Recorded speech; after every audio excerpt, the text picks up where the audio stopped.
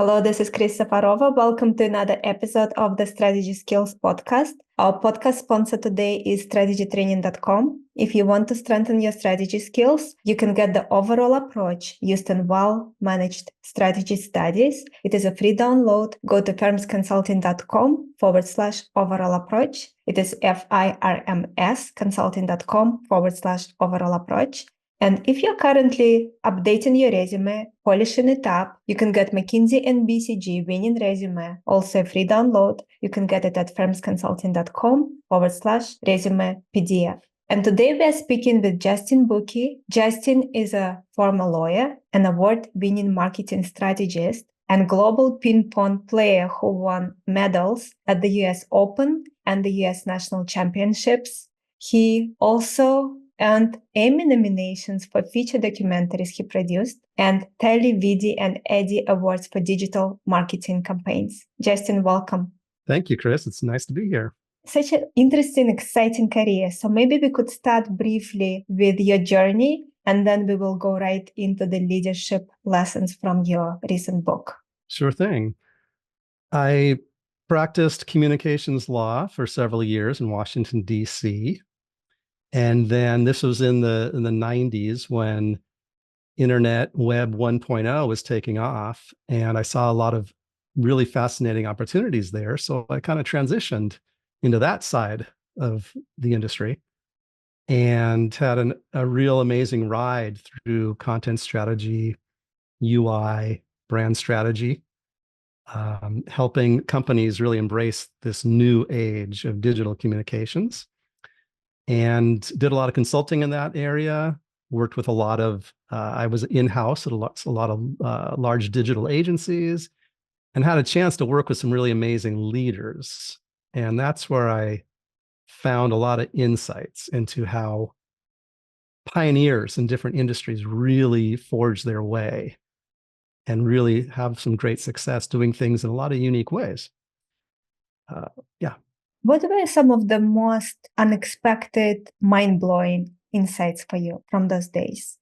From those days, I think as someone who had practiced law, that's an industry where there are many established routes and channels to accomplish your goals, established habits and best practices, and in fact, very rigid standards in many ways.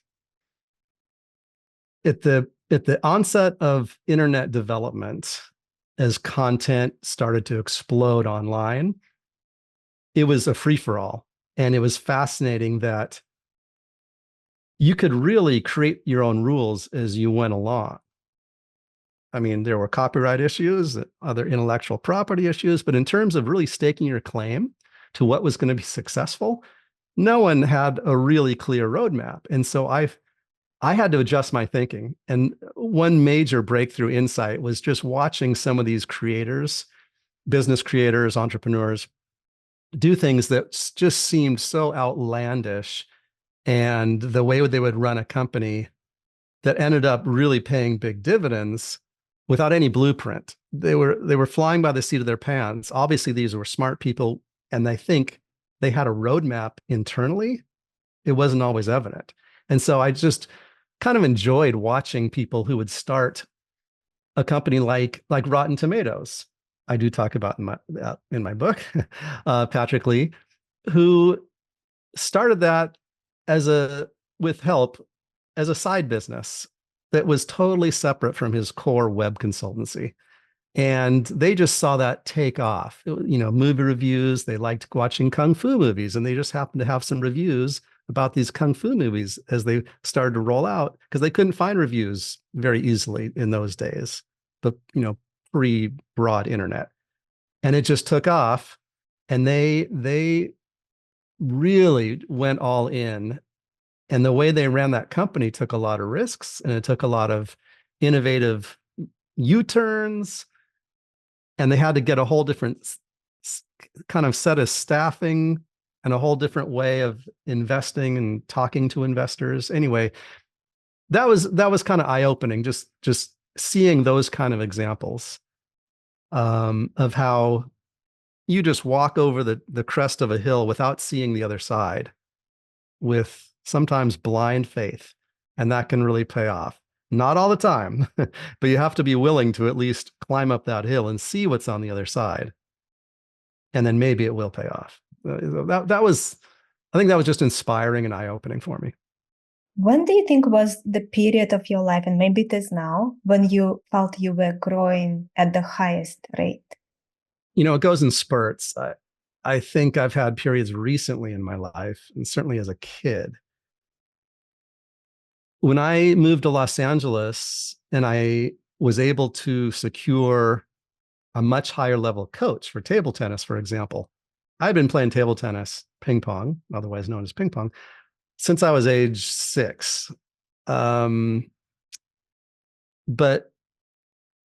when I found this coach, all of a sudden that was a new spurt of development for me because I had had decent training, but nothing like this. She's an Olympian. She's a world-class coach. And when you encounter that kind of resource, it was like just ignite. It was rocket fuel for my discipline, my understanding of the sport, and my technique. So that was definitely a spurt. And then every time, say, I joined a new position, a new job, there's always that spurt of development. Sometimes it can be jarring, but it can be thrilling because you're forced to perform in a very different way, right? I worked at X Prize for a while and got to work with Peter Diamandis, the founder of X Prize.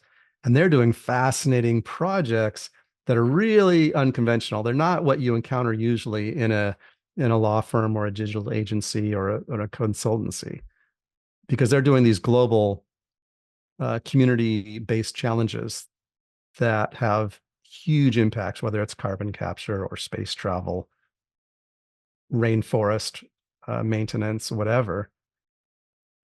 You can't help but just learn massive amounts, and you have to perform at a different velocity in order to really keep up with an organization like that. So that was a spurt as well. Do you remember the moment, the defining moment when you decided to write the book that you just wrote and published? There was one moment. I mean, the background is my whole life, I've had kind of parallel lives. I studied hard in school. That was important for my parents and my family, that we do well in school. Okay, so I studied hard and tried to live up to my 3 older sisters' standards. They were very smart.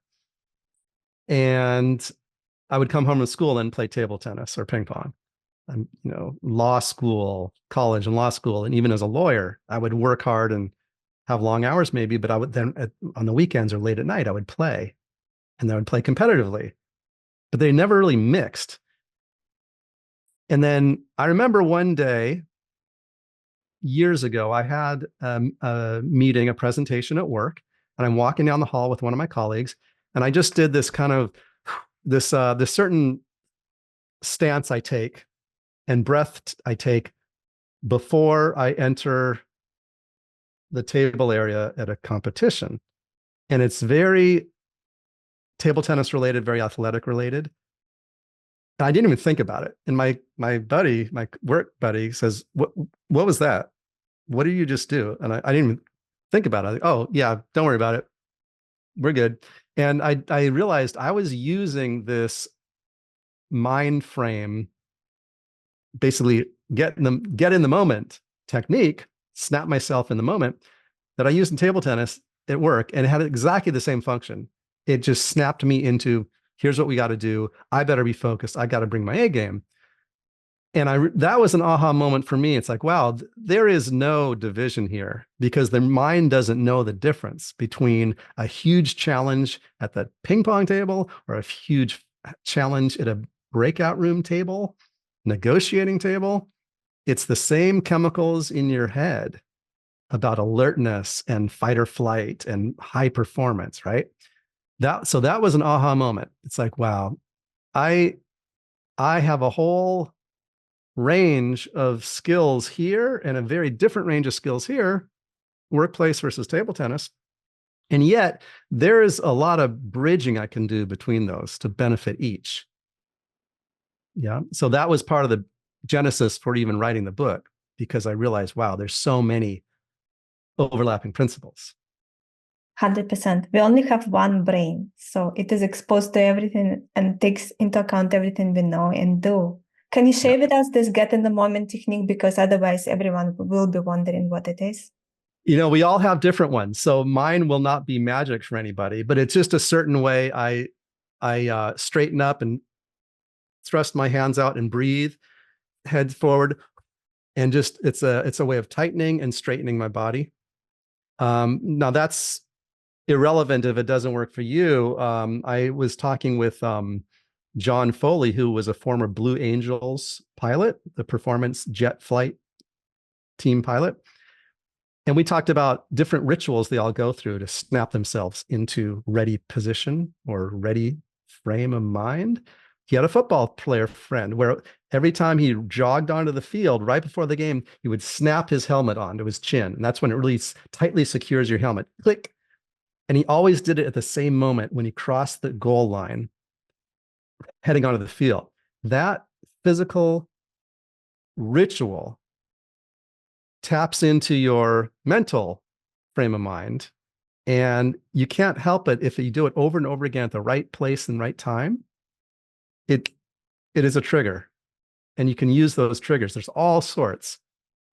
For the Blue Angels, when the cockpit would lower and snap into place, that's one of them where John apparently knew this is time when I really get into flight mode because it's about to get real. And we all have those, and it's something we can all identify or even create for ourselves. If you don't have a ritual like that, it's not hard to create one. As long as you stick to it, pretty soon you won't even be thinking about it. And it's an easy way to all of a sudden snap yourself into the right frame of mind. Do you remember where this technique originates, how you developed it, or maybe you have seen someone doing it? Do you remember where it originates? Honestly, I don't know if I can trace the very origin because I think I've been doing it a long time instinctively. But once I realized it explicitly, then I started to play with it because I do have different ones. Every time I step up before I go into a match, because there's always nerves, always butterflies. I think that's natural. Kobe Bryant would say, he had butterflies before every basketball game. And if he didn't, that's when he would get worried because then you're not taking it seriously. So that how I dealt with my butterflies.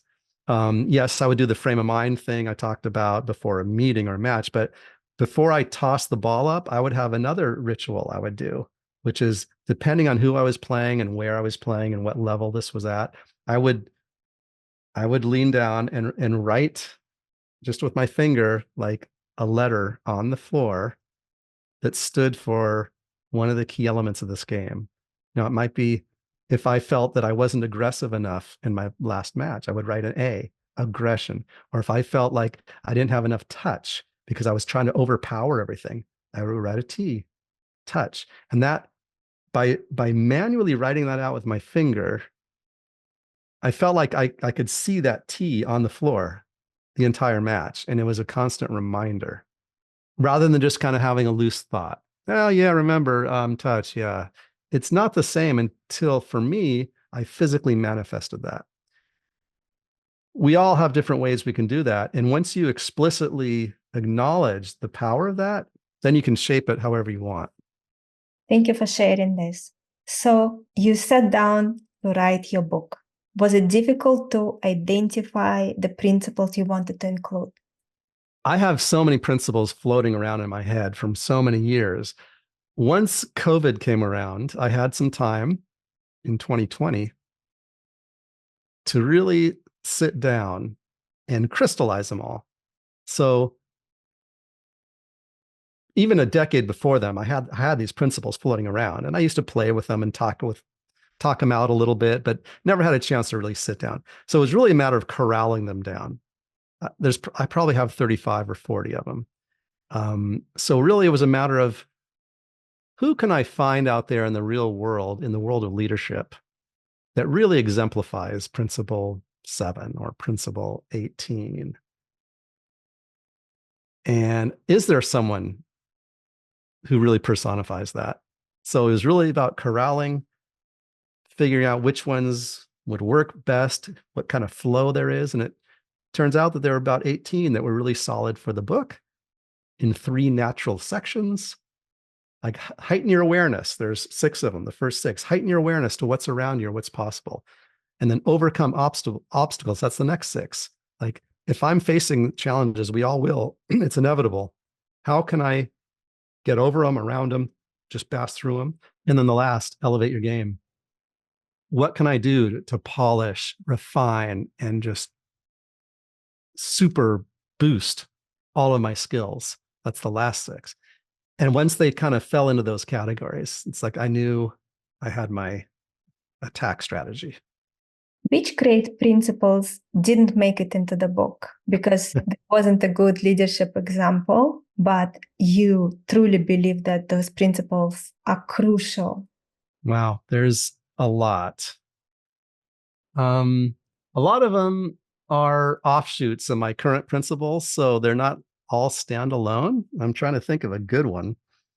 It might be something related to don't adopt don't adopt a pose unless you're ready to carry through. Like, no, even if this is going to be a big failure, know that you are at least going to follow through on it. And know your limits of how much you can get done. So let's say you are going into a negotiation, you're going into a match, you know you're outgunned, you know they have more lawyers, guns, and money than you, whatever the case might be. But you know, if you follow through on this one attack strategy, it may just work. Be ready to go absolutely 100%, not 80%. And don't be tentative, because that's a surefire way for failure. And that's one of them. And there were a couple people that actually exemplified that, but I just couldn't get a hold of them. That was part of the challenge. These are some very high flying, amazing leaders. And sometimes it was the simple fact that, oh, sorry, Shonda Rhimes is not available, so I couldn't get her. But yeah, that's one of them that maybe I'll save it for the sequel. It's an important one. I'm so glad you shared it. So let's go into the principles that actually made it into the book. Sure. I would like to start with principle number 2. It's a rhythm game. And you gave an example of James Brown and how for him it was about the beat, no matter which instrument you played, because that's what translates directly to people. How can we similarly cut to the core of our art with brutal simplicity? So the way James Brown did it with music. Let's say someone who is a senior manager at a very large organization. Let's say it's a large tech firm. Any thoughts you can share on how they can take this example you shared by James Brown and apply it to their work, their art? Sure. It's a rhythm game. Pong Principle number 2. We are surrounded by rhythm in our daily lives, weekly, monthly, yearly lives, whether or not we realize it. When we wake up in the morning and you're brushing your teeth, there's a rhythm to that. Not only the rhythm of your brushing, but when do you brush your teeth? Do you run into the bathroom and immediately brush your teeth? Do you have coffee first? Whatever. When you get to work, who do you interact with? What do you do first? How fast do you do it? When do you need a break? What kind of break? When do you change jobs? When do you go on vacation? Without realizing it, if we look backward, there are so many points of rhythm throughout our day. And we all have our personal rhythms. We have our interaction rhythms with others. We have our team rhythms. We have our company rhythms, right? If we can really learn to recognize those, and pattern recognition is part of it, then we can harness those. And say you used the example of a tech firm. I was working at a large digital consultancy, and we did massive websites, back end and front end development infrastructure. And we were known to be very fast, aggressive, disciplined, high-end output, pretty expensive, but that was part of our offering. Our clients were huge aerospace, technology, consumer electronics companies, automotive, finance. And they rarely worked in the same rhythm as we did. So that caused problems because we would roll out a project timeline. Okay, in the next 9 months, we're going to do A, B, and C. Giant project. Here's the timelines. Here's the decision points. Here's the approval points. Here's the, we'll have iteration A through D at these points. And then we need 24-hour turnaround for approval, whatever, right? Inevitably, we'd get to timeline 1 or 2 or 3, and then the client would like, oh yeah, our VP is in Singapore right now. They can't get back to this within 24 hours. So it's like, okay, well, we'll just do a change order. Maybe we'll push back the timeline a little bit. And then it would end up costing more time, more money. Ultimately, what we learned is we had to adjust our rhythm. They had their rhythm of approvals. We had our rhythm of production and development, right? We adjusted our rhythm. We adjusted the allocation of our workforce. Instead of one person devoted to this client, we'd have 60% client A, 40% on client B, which adjusted their rhythm a little bit, right? And then we would make sure we knew the rhythm of every individual client partner. Was their rhythm quickly on text? Was it 4-hour delay on email? Was it 1 week because they're always at a different conference, right? We just paid more attention to the rhythm. In the end, we didn't have to delay projects as much. We could do more projects as long as we meshed the right rhythms. And the clients ended up being even happier because we didn't have to keep pushing back the timelines, right? So that's like on a macro level for a client engagement, rhythm could really hurt us, but it ended up really helping us once we understood it. So that's an example kind of from the tech development industry. It certainly has a base in table tennis because, you know, when you're playing with this little ball, everyone has their own rhythm of hitting the ball. You know, mine might be more aggressive off the bounce. So it's ba-bum, ba-bum, ba-bum, ba-bum. Yours might be moderate. You might go bum, bum, bum, bum, bum, bum. Someone else might be more defensive. They stand back from the table and chop. Bum, bum, bum, bum, bum, bum. Once you understand that and you're comfortable with your rhythm, you understand your adversary's rhythm or your partner's rhythm, then you say, okay, now here's the rhythm. And then you have to know when to break it. Bum, bum, bum, bum, bum, bum. And that will take them off guard. This is in a competitive atmosphere. That'll take them off guard to your advantage. When you're collaborating, you need to know, okay, if we're going to break the rhythm, let's get it on the same page and break it together. And that is, of course, helpful in music and business and any collaborative endeavor. Because if you're too repetitive with the rhythm, then it gets boring. It gets predictable. It's like TV show. It's a streaming show that like, oh, it's season 3 and we're still doing this. Right? You need to throw some curves in there sometimes. So when you play table tennis, do you actually adjust your rhythm to the other person's rhythm? Ideally, no. Ideally, you play your rhythm and maybe you'll get them to adjust. Or if you do adjust to their rhythm, it's very temporary, just so you can optimize the rally just for maybe a hit or two. And then again, break it. So you can lull them into a false sense of security. Like, okay, I like to be bump, bump, bump, bump, bump, bump. And they're more boom, bump, bump. So, okay, I'll do that for a little bit, just a couple. Now, if they're being predictable, okay, now I know, bump, bump, that's the next one coming. And then it's like, okay, all I'm going to do is hit it a little bit before that. So it kind of plays into their game just enough so I can get comfortable with seeing my window and then attack. So coming back, talking about the rhythm in real life and in business, what did you learn from figuring out your own optimal rhythms for various situations at work, in life generally? I know that I can tend to be overly aggressive at the table. I'm maybe what they call two-wing attacker, meaning I like to stand fairly close to the table often and attack from backhand and forehand and take it quick off the bounce. And then I'll move back when I need a little more time. My 3 to 5 feet back is probably my comfort zone, 3 to 6 feet back. Some people go way far back and then they'll rush in. And sometimes I'm just a foot or two from the table. And I tend to be a little impatient sometimes. And so I know from that tendency and that rhythm, that carries over into other parts of my life. So I have to be careful.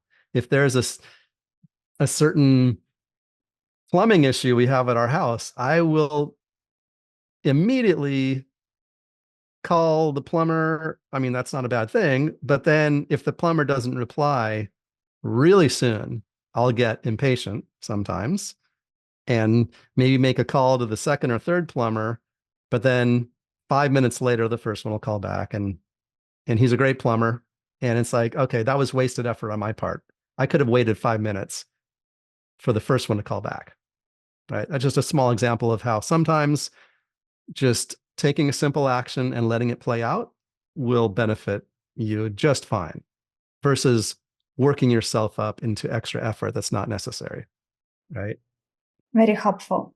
So in the book, you asked some questions. So you asked, are there any particular areas of your business or life that feel rushed? Try to isolate each part in its smallest unit possible to help identify specific problem areas.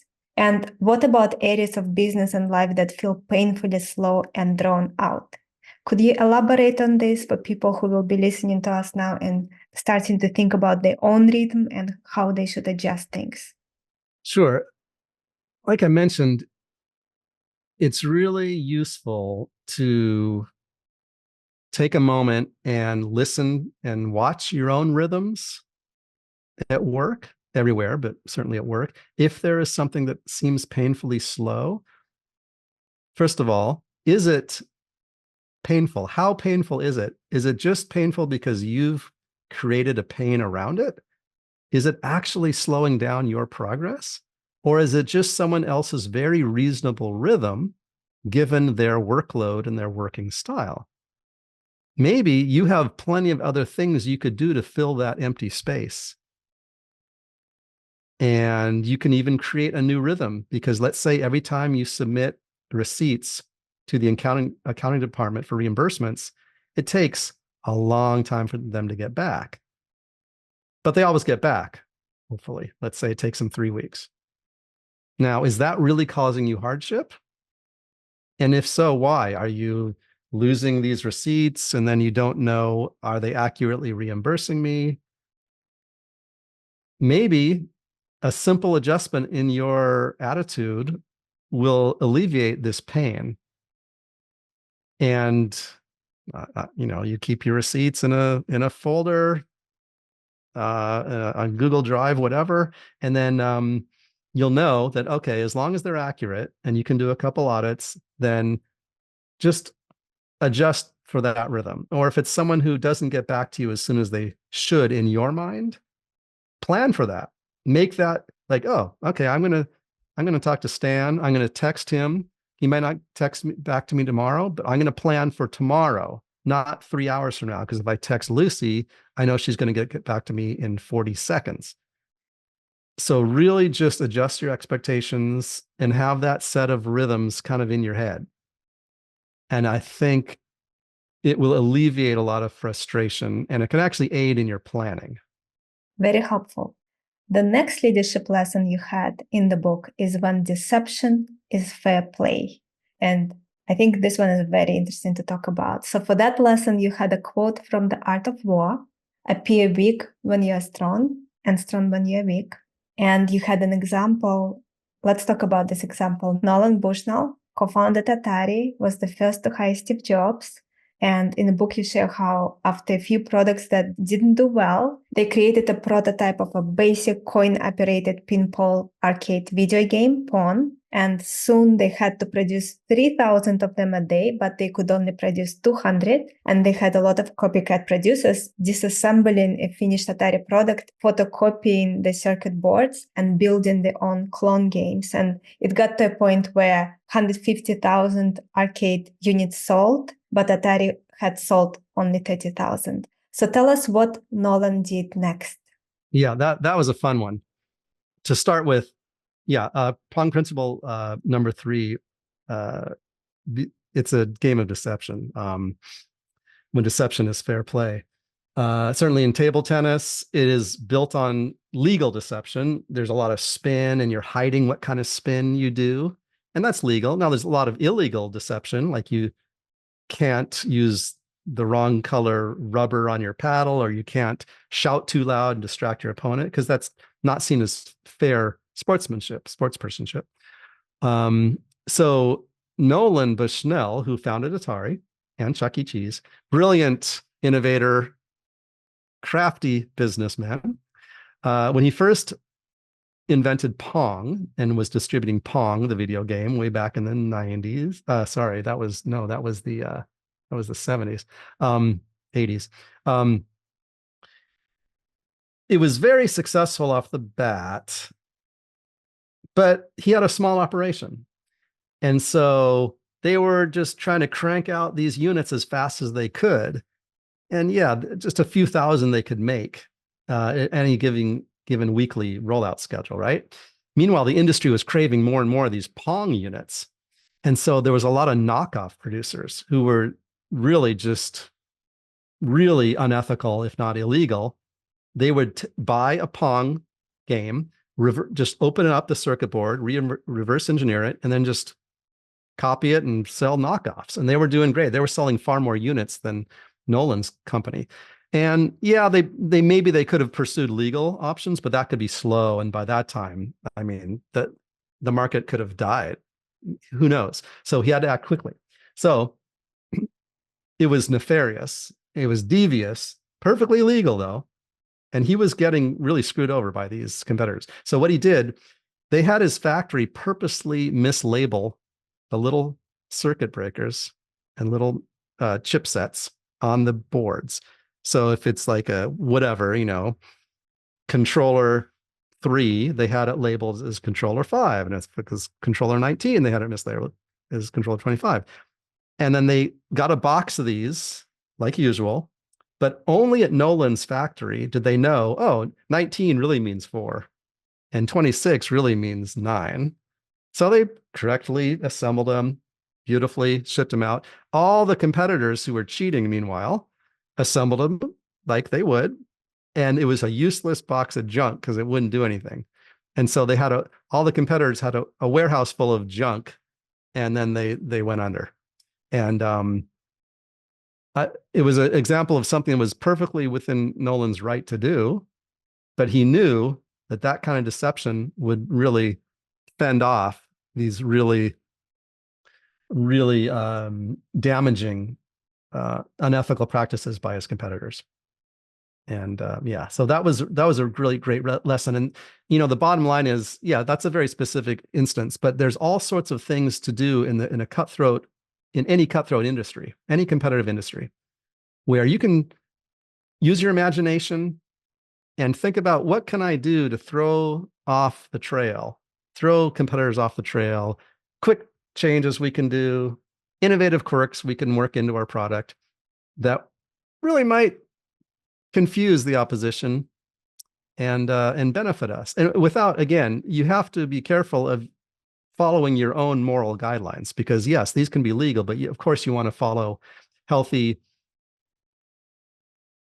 guidelines that are going to keep your conscience clean and not exploit or manipulate or damage anyone's reputation, or really darken your reputation, because that's obviously something that most people would want to hold dear. So it's a balancing act. 100%. When I first saw this principle, I was taken aback. But then when you gave an example, in that situation, it was justified. Yeah. because he was just trying to protect someone basically coming and stealing his creation, and he was just trying to protect it. He was not going out of his way to hurt someone. The other people were hurting him, and he was just trying to protect his creation, his territory. Right. Do you have any explicit guidelines of fair play you refer to at work, in your own personal life, or is it just case by case? It just, inside that it's fair play, it's okay. No, this is over the line. I mean, I sign off my emails often, hit hard, have fun, play fair, which means hit hard, whatever you're going to do, go for it fully, because it's not worth it if you're going to go 60%, right? Have fun. Bring in the joy. You're going to work harder if you're having fun, and you're going to commit to longer hours and obstacles if you're enjoying it, and you can bring people along. And then play fair. That's a crucial third of that. Whatever you're doing, however hard you're working, however much fun you're having, you better have some idea of how far you're going to go ethically and still be able to sleep at night before you do it. And so we all have different boundaries, and we're raised differently in different cultures and so forth. I would say a key thing is, before you just open that door to whatever party you're going into, at least have in your mind, what are the boundaries for me? What are my guidelines? How much am I willing to put myself out there before I somehow hurt myself or others? And again, we're all going to have a little or big differences, but it's really helpful to know that before going in. So you don't have to make a snap decision. Oh, should I be doing this? You don't want to have to decide it in the heat of the moment, because that's not a good time to have to decide. We are getting close to the end of our discussion. I wanted to ask you, what are habits or practices that you personally cultivate that you believe have contributed to your professional success and impact?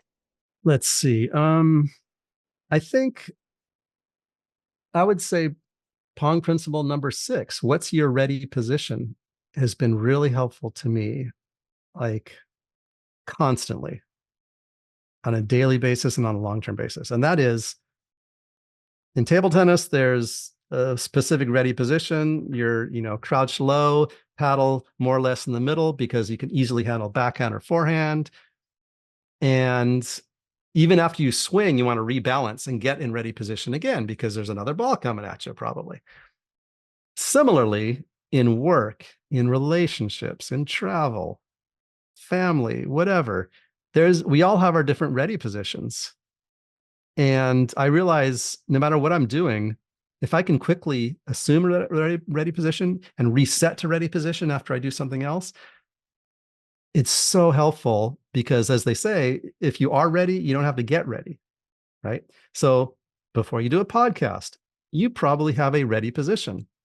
I don't mean sitting here close to the mic. Well, that is, but it might even be in the right chair. It might be the right lighting, but it's also the hour and the day and the week leading up to the podcast. You are keeping up with whatever you need to keep up with, whether it's the research, whether it's the attitude, whether it's the physical fitness, because you want to look and feel your best when you're doing a podcast, right? We all have different ready positions that we need to be mindful of. And that can literally be 2 seconds before the act, whether it's about to raise your hand as an objection in court, or it could be 2 weeks before a very important presentation. You always want to do A, B, and C. So we all have our ready position. The more you can acknowledge all the different elements of that ready position and make that a habit to always assume that ready position, pretty soon it'll be habit. It'll be innate reflex. And then whenever opportunity comes your way, you don't have to scramble and get into ready position. You're there. It's a very good principle. I agree with you. Anything that you do on a daily basis that you could also share, any, so to say, success habits? One that I don't know if it's daily, but it's maybe close to daily. And that is Pong Principle number 10. Don't write the script. Don't write the script before you know how the scene ends. And that's from watching a lot. That's from my own experience in table tennis, but also learning from Annie Duke, who is this amazing poker champion, World Series of Poker. There's so much of a tendency for us to walk into any situation, and we all have these scripts in our heads. Oh, this is going to play out this way. This is going to play out this way. If I drop this meatball, it'll probably bounce and splatter spaghetti sauce on my shirt. That's a script. That's a pretty dependable script. May not always happen like that. So they're useful, but they can also lock us into very rigid ways of thinking. So let's say you're driving on the road. We tend to always judge ourselves by our internal our internal thought processes, and rarely our external actions. But it's the reverse for everybody else, where all we have to go on to perceive is their external actions. We don't know what's going on in their intentions, right? So we know our intentions, but we're not paying as much attention to our external results. But it's the opposite for everybody else, right? So if someone cuts you off when you're driving, it's like, oh, what a jerk. They're just some clueless weirdo jerk who's just cut me off.